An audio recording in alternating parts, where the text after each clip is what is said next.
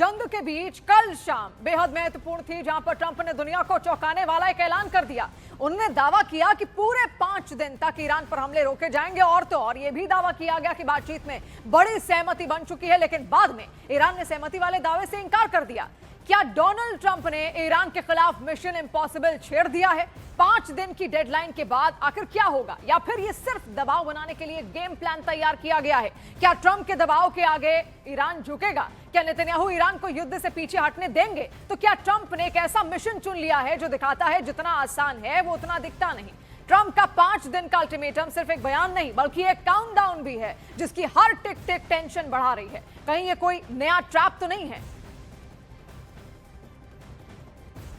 और देखिए, ईरान के साथ ही छिड़ी जंग के दौरान डोनाल्ड ट्रंप ने ऐसा ऐलान भी कर दिया कि उनकी सेना अगले 5 दिनों तक ईरान के ऊर्जा ठिकानों पर कोई हमला नहीं करेगी। ट्रंप के मुताबिक ईरान और अमेरिका दोनों ही समझौता करना चाहते हैं और इस दिशा में कई अहम बिंदुओं पर बातचीत भी हुई और सहमति भी बन गई।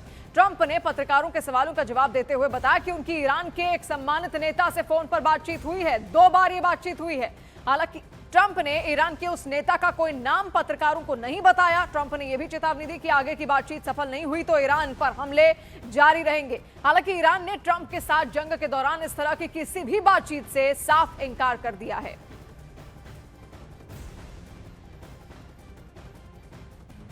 Mr. President, a top person. Don't forget, we've wiped out the leadership phase 1, phase 2, and largely phase 3. But we're dealing with the man who I believe is the most respected and the leader. It's a little tough. We've wiped out everybody. Is that the Supreme Leader? No, not the Supreme Leader. So We there's don't. not much talk. Well, nobody heard of the second Supreme Leader, the son. तो फिलहाल 5 दिन का war break है, जैसा Trump ने कहा, और उनके बयान का असर दिखना भी अब शुरू हो चुका है, जहां पर दुनिया भर के शेयर बाजारों में जबरदस्त तेजी आई है। कच्चे तेल की कीमतें अचानक से नीचे गिरी हैं और इन सबके बीच ट्रंप ने ऐलान किया कि अगले 5 दिन तक ईरान के पावर प्लांट पर हमले नहीं किए जाएंगे। लेकिन सबसे बड़ा सवाल यही है कि क्या हॉर्मुज स्ट्रेट खुलेगा और क्या ट्रंप ने नेतन्याहू को विश्वास में लेकर युद्ध ब्रेक का ऐलान कर दिया है? क्योंकि नेतन्याहू बिल्कुल भी नहीं चाहेंगे कि ईरान को हराए बिना युद्ध बीच में ही रोक दिया जाए। इजराइल जो है वो ईरान को अपना दुश्मन नंबर 1 मानता है। ऐसे में सवाल उठता है कि क्या ट्रंप ने नेतन्याहू से बातचीत के बाद ही ईरान पर 5 दिन का ब्रेक लिया है या फिर नहीं?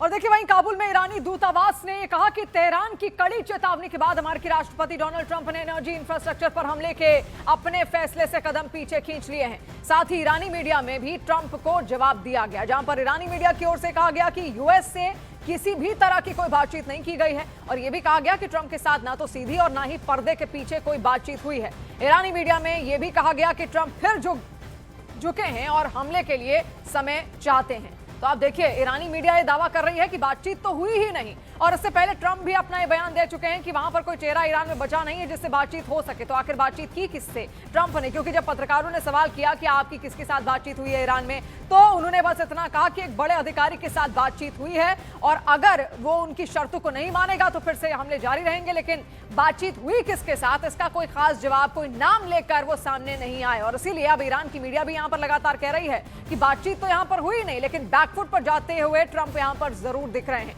और देखिए, अमेरिका में ऐसे हालात भी नहीं है कि युद्ध बहुत ज्यादा लंबा यहां पर खींचा जाए। एक तो मिड टर्म इलेक्शन है, इसके अलावा जितने भी एडवाइजरी काउंसिल है ट्रंप का, वो भी ट्रंप को यही कह रहा है कि वो अपने पैर अब पीछे खींच ले।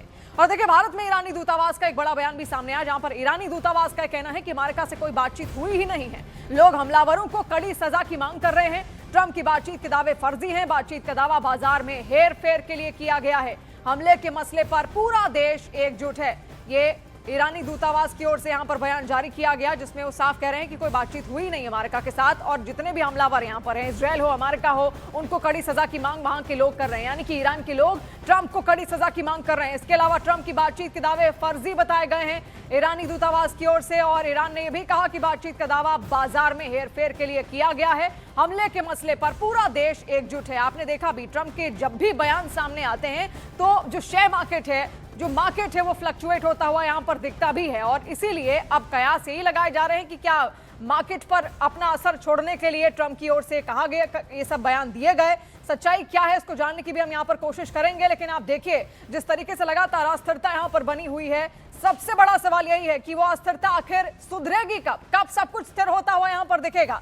और ट्रंप के ऐलान से लगा कि सीजफायर का फॉर्मूला देखिए निकल चुका है, लेकिन कुछ ही घंटे में ईरान ने इस दावे की हवा निकाल दी।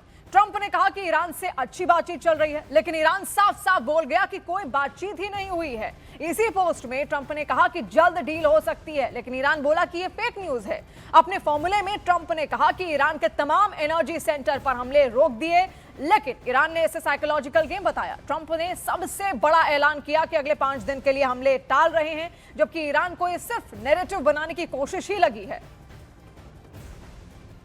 और देखिए अब आपको ईरान अमेरिका की बातचीत के कुछ प्रमुख बिंदुओं के बारे में भी यहां पर बताते हैं। तो सबसे पहला यह है कि अमेरिकी राष्ट्रपति ट्रंप ने देखिए स्पष्ट कर दिया है कि अमेरिका भी इसके लिए तैयार है, एक समझौते के लिए यहां पर तैयार है। ये बात अमेरिका की ओर से यहां पर कही गई है। दूसरी बड़ी बात भी आप यहां पर देखिए, बातचीत सफल नहीं तो अमेरिका बमबारी जारी रखेगा। यह भी यहां पर ट्रंप ने सीधे कह दिया है कि अगर वो कोई बात नहीं बन पाई तो फिर हम अपने हमले जारी रखेंगे। लेकिन ईरान कह रहा है कि भाई बातचीत ही नहीं हुई है, कोई बातचीत किसी अधिकारी के साथ हुई ही नहीं। फिर ट्रंप ये कहते हैं कि ईरान कभी परमाणु हथियार न बनाने पर सहमत हो, क्योंकि लगातार ट्रंप यही चाहते हैं कि किसी भी तरीके से जो यूरेनियम संवर्धन है वो यहां पर रोक दिया जाए ईरान की ओर से। अब मुस्तफा खामेनेई को ईरान का वैध नेता नहीं मानते, ये भी ट्रंप की एक शर्त है। वो बार बार ये कह रहे हैं कि मुस्तफा खामेनेई को आपने उनसे पूछ के यहां पर नहीं नियुक्त किया, इसलिए वो उनको नहीं मानते। वैश्विक बाजार में तेल की कीमतें गिरेंगी अगर डील हो जाती है, और अगर डील हो जाती है तो देखिए जितना असंतुलन यहां पर दिख रहा है पूरे मिडिल ईस्ट में, गैस को लेकर हो, ऊर्जा को लेकर, वो खत्म होता हुआ भी दिखेगा। अब ट्रंप ये कह रहे हैं कि ईरान से डील हुई तो स्ट्रेट ऑफ हॉर्मुज खुल जाएगा,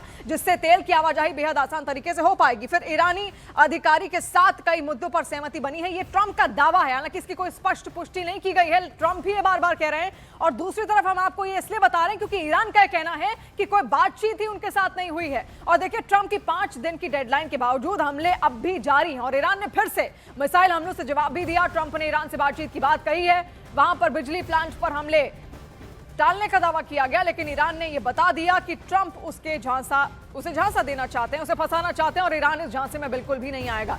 ईरान के रेवोल्यूशनरी गार्ड्स ने मिसाइल अटैक की 77वीं लहर जारी कर दी, और उसमें कई तरह की बैलिस्टिक मिसाइल इजरायल की तरफ दागी गई हैं। आप देखिए तस्वीरें भी लगातार हम आप तक पहुंचा रहे हैं, और ग्राउंड जीरो पर क्या हालात बने हैं हमारे सहयोगी रिफत अब्दुल्ला भी दिन रात आपको तस्वीर वहां से दिखा रहे हैं। न्यूज़ 18 इंडिया पर वॉर जोन से एक्सक्लूसिव डिटेल्स हम आप तक लगातार पहुंचा रहे हैं। और इजरायल की ओर से देखिए हमले अब भी जारी हैं, तस्वीरें हमने आपको दिखाई। इजरायल ने ईरान की राजधानी तेहरान में एक बार फिर से एक बड़ा हवाई हमला किया है। आईडीएफ के मुताबिक, यानी कि इजरायली डिफेंस फोर्स के मुताबिक, वायुसेना ने शहर के बीचों बीच रेवोल्यूशनरी गार्ड्स के एक अहम सुरक्षा मुख्यालय को टारगेट किया, जो कथित तौर पर नागरिक ढांचे के भीतर संचालित हो रहा था। इजरायल का दावा यही है कि यही हेडक्वार्टर आंतरिक सुरक्षा और प्रदर्शनकारियों पर कार्रवाई की कमान संभालता था, और साथ ही बासिज फोर्स का संचालन भी यहीं से होता था। ये पूरा क्षेत्र आप यहां पर देखिए, और ये कहा जा रहा है कि इजरायल ने हमले यहां पर ईरान पर किए क्योंकि यहां पर उसका कंट्रोल सेंटर एक तरीके से था, जहां पर यातनाएं दी जाती थी प्रदर्शनकारियों को।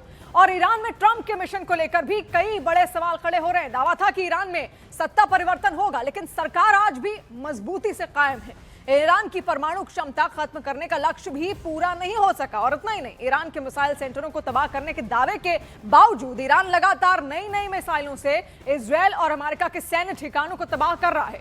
इसके बाद सबसे बड़ा दावा हॉर्मुज स्ट्रेट को लेकर था, लेकिन ट्रंप की लाख कोशिशों के बावजूद हॉर्मुज स्ट्रेट पर ईरान अपने फैसले से टस से मस तक नहीं हुआ। और देखिए जिसकी वजह से पूरी दुनिया पर इसका पूरा असर देखने को मिला, और तेल संकट भी और गहराता हुआ देखा। आप देखिए मिशन इम्पॉसिबल ये ट्रंप का है, लेकिन टारगेट क्या क्या था यहाँ पर ट्रंप का? ईरान के तेल पर कब्जा यहाँ पर हो सके, वो मिशन फेल होता हुआ दिखा। इसके बाद भी आपने देखा किस तरीके से वहां पर अलग अलग इलाकों में ट्रंप ने बहुत सारी चीजें, वहां के जो यूरेनियम संवर्धन है उस पर भी टारगेट करने की कोशिश की, लेकिन वहां पर भी कुछ भी होता हुआ दिखा नहीं। ईरान में सत्ता परिवर्तन चाहते थे, रिजीम चेंज बहुत बार ट्रंप की ओर से कहा गया, लेकिन वो भी मिशन फेल हो गया।